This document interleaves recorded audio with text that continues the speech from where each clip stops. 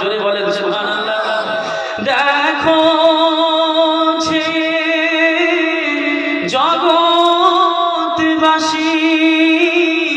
দেখো দেখো রবি শশী, দয়া সাগর এলো, সবার মুখে ফোটাই হাসি। দেখো যে জগৎবাসী,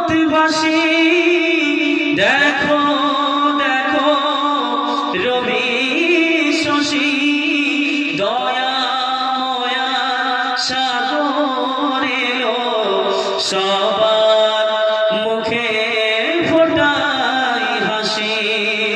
নেমে এসে ফারিস্তারা দেখে